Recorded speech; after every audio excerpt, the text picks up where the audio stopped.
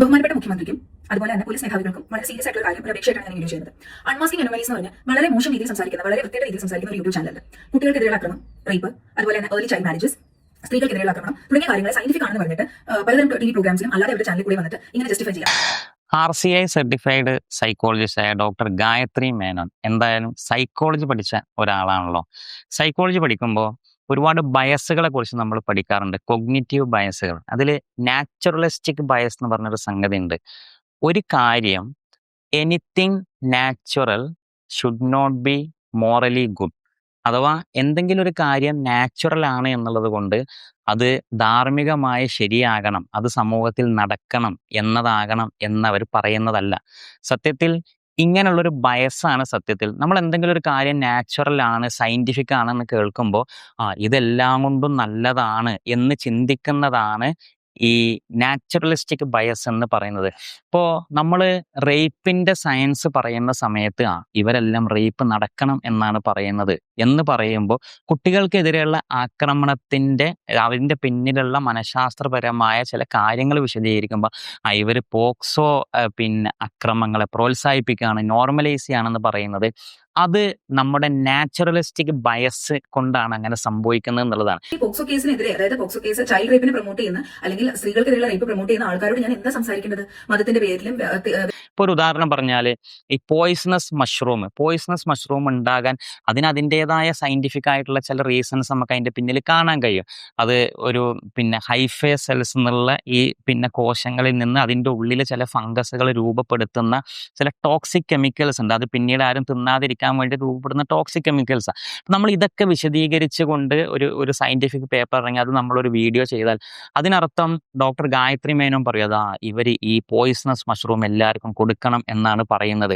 അപ്പോൾ ഒരു കാര്യത്തെ നാച്ചുറലി നമ്മൾ വിശദീകരിക്കുമ്പോൾ അത് മോറലി ഗുഡ് ആവണമെന്നില്ല. അങ്ങനെ ചിന്തിക്കുന്നത് നാച്ചുറലിസ്റ്റിക് ബയസാണ് എന്ന് സൈക്കോളജിയിൽ തന്നെ നമുക്ക് കാണാൻ കഴിയും. ഇപ്പം എന്തിനാണ് ഇങ്ങനത്തെ ബയസുകൾ വെച്ച് പുലർത്തുന്നത്? അത് വളരെ പ്രിജുഡൈസ്ഡ് ആയ ജഡ്ജ്മെന്റൽ ആയ ഒരു മൈൻഡിൽ നിന്ന് വരുന്നതാണെന്നുള്ളത് നമ്മൾ മനസ്സിലാക്കുക. റേപ്പിനെ കുറിച്ചുള്ള ഒരു പോപ്പുലർ നെറേറ്റീവ് ഇന്ന് നമ്മുടെ സമൂഹത്തിൽ നിലനിൽക്കുന്നത് 1975 സൂസൻ ബ്രോൺ മില്ലറുടെ എഗെയിൻസ്റ്റ് അവർ വിൽ എന്നുള്ള പുസ്തകത്തിൽ നിന്നാണ്. ആ പുസ്തകത്തിൽ അവർ പറയാൻ ശ്രമിക്കുന്നത് എന്താണെന്ന് വെച്ചാൽ സെക്സ് റേപ്പ് എന്നുള്ളത് സ്ത്രീകൾക്ക് നേരെയുള്ള ഒരു വയലൻസ് മാത്രമാണ്, ഒരു മെയിൽ ഡൊമിനൻസിന്റെ വയലൻസ് മാത്രമാണ്.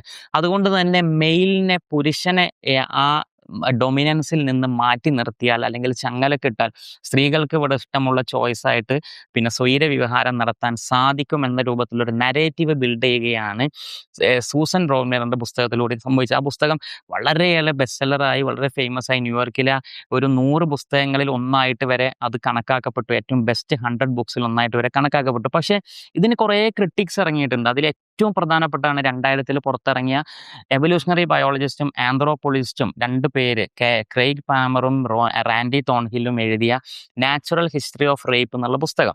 അത് പൂർണ്ണമായിട്ടും സയന്റിഫിക് ആയിട്ട് ബയോളജിക്കൽ ആയിട്ടുള്ള ഒരു പഠനമായിരുന്നു.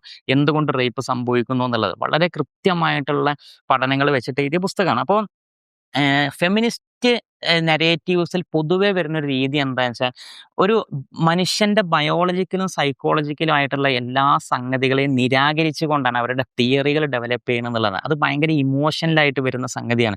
പക്ഷെ നമ്മളിവിടെ ബയോളജിയെ പരിഗണിച്ചുകൊണ്ട്, സൈക്കോളജിയെ പരിഗണിച്ചുകൊണ്ട് ഒരു കാര്യം പറയുമ്പോൾ അതിനെ വളരെ ജഡ്ജ്മെന്റലായിട്ട് കണ്ട്, വളരെ പ്രിജുഡൈസ്ഡ് ആയിട്ട് കണ്ട്, വളരെ ബയസ് ആയിക്കൊണ്ട് ഇവരെല്ലാം ഇതിനെ പ്രൊമോട്ട് ചെയ്യണം. എന്തെങ്കിലും കാര്യത്തെ ശാസ്ത്രീയമായി വിശദീകരിച്ചാൽ അത് അതിനെ പ്രൊമോട്ട് ചെയ്യാന്നൊരു അർത്ഥമില്ല.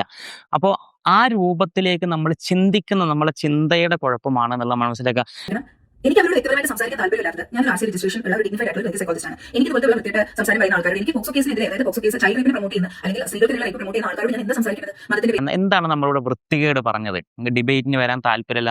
RSI സർട്ടിഫൈഡ് ആയ സൈക്കോളജിസ്റ്റുകൾ ഡിബേറ്റ് ചെയ്യാറില്ലേ എന്ന് എനിക്കറിയില്ല. എന്താണ് നമ്മളിവിടെ വൃത്തികേട് പറഞ്ഞത്? അതൊന്ന് വ്യക്തമാക്കി നിങ്ങൾക്ക് ഇൻസ്റ്റയിൽ അക്കൗണ്ടിൽ ആ വീഡിയോ കൂടി തന്നെ വ്യക്തമാക്കിയത് എന്ത് വൃത്തികേടാണ് നമ്മൾ പറഞ്ഞത്? എവിടെയാണ് നമ്മൾ സയൻസിനെ വളച്ചൊടിച്ചത്? അങ്ങനെയാണെങ്കിൽ ഈ പേപ്പർ ഇറങ്ങുന്ന ഫെമിനിസ്റ്റുകളടക്കം എഴുതുന്ന പുസ്തകങ്ങളിലൂടെ ഒക്കെ പിന്നെ അവരൊക്കെ പറയുന്നത് ഈ തോന്നിവാസമാകണം, ഈ റേപ്പിനെ സപ്പോർട്ട് ചെയ്താവണം, നോർമലൈസ് ആവണം, പോക്സോയെ സപ്പോർട്ട് ചെയ്താവണം ഒക്കെ നമ്മൾ പറയേണ്ടി വരുമല്ലോ. അപ്പോൾ ലോകത്ത് ഇത്രയും പഠനങ്ങൾ ഒരുപാട് നടക്കുന്നുണ്ട്. നമ്മുടെ മുമ്പത്തെ വീഡിയോയിൽ നമ്മൾ ചെയ്തിട്ടുണ്ട്. ഫെമിനിസ്റ്റുകൾ ബയോളജിയെ നിഷേധിച്ചുകൊണ്ട് ഈ രൂപത്തിൽ നരേറ്റീവ്സ് ബിൽഡ് ചെയ്യുന്നതിൻ്റെ ഭാഗമായിട്ടാണെങ്കിൽ അതിൻ്റെ ഫലമായിട്ടാണ് റിയാക്ഷണറി ഫെമിനിസം എന്നുള്ളൊരു ഫെമിനിസ്റ്റ് ശാഖ തന്നെ ലോകത്ത് രൂപപ്പെട്ടത്. അങ്ങനെ റിയാക്ഷണറി ഫെമിനിസ്റ്റുകളുടെ പഠനങ്ങളും പുസ്തകങ്ങളും നോക്കിയാൽ നമുക്ക് മനസ്സിലാവും അത് മനുഷ്യർക്കിടയിലുള്ള പിന്നെ ജെൻഡറിനിടയിലുള്ള സെക്ഷൽ ഡിഫറൻസിനെ, സെക്ഷൽ ഡൈമോർഫിസത്തെ അംഗീകരിച്ചുകൊണ്ട് പെണ്ണിനെ എങ്ങനെ എംപവർ ചെയ്യാമെന്ന് വിശദീകരിക്കുന്നതാണ് റിയാക്ഷണറി ഫെമിനിസം എന്നുള്ളത്. അപ്പം അത്തരം കാര്യങ്ങളൊക്കെ ഒന്ന് പഠിക്കുക, മനസ്സിലാക്കുക. വെറുതെ നമ്മളാരും ഇവിടെ വന്നിട്ട് തോന്നിയാസം പറയേണ്ടില്ല. നമ്മളാരെയും കൊട്ടേഷൻ സംഘത്തെ അയച്ചിട്ട് ആരെയും ഭീഷണിപ്പെടുത്തിയിട്ടില്ല. നമ്മളിവിടെ ഏതെങ്കിലും തരത്തിലുള്ള സയൻസിനെ വളച്ചൊടിച്ച് സംസാരിച്ച് നമ്മളാരും നമ്മളുടെ ഇമാജിനേഷനിൽ നിന്നുകൊണ്ടൊന്ന് സംസാരിക്കുന്നത് അങ്ങനെ ഉണ്ടെങ്കിൽ അതൊക്കെ ഒന്ന് കാണിച്ചു തന്നാൽ, നമ്മുടെ ഭാഗത്തുണ്ടെങ്കിൽ നമ്മൾ തിരുത്താൻ തയ്യാറാണ്. അതല്ലെങ്കിൽ അതെന്താണ് എന്നുള്ളത് കാണിച്ചു തരാൻ ഒരു മിനിമം പിന്നെ ഒരു സത്യസന്ധത ഉണ്ടെങ്കിൽ ഒരു RCI സർട്ടിഫൈഡ് ആയ ഒരു സൈക്കോളജിസ്റ്റ് ഒരു ശാസ്ത്രീയമായ പഠനങ്ങളെ ഈ വിധം ഇമോഷൻസും കൊണ്ട് അറ്റാക്ക് ചെയ്യുന്നത് തീരെ എന്തായാലും ശരിയല്ലല്ലോ. ഒന്നില്ലെങ്കിലും RCI സർട്ടിഫിക്കേഷന് ഒരു വാല്യൂ ഒക്കെ ഉള്ളതല്ലേ, അത് നമ്മൾ കളയാൻ പാടില്ലല്ലോ. അപ്പം അതെങ്കിലും ഒന്ന് പറഞ്ഞു തരണമെന്ന് വിനീതമായിട്ട് അഭ്യർത്ഥിക്കുകയാണ്. അപ്പോൾ നമ്മൾ ഇത്തരം ബയസുകളിൽ പെടാതെ കൃത്യമായി കാര്യങ്ങളെ മനസ്സിലാക്കിക്കൊണ്ട് സംസാരിക്കണം എന്ന് വിനീതമായി അഭ്യർത്ഥിക്കുന്നു.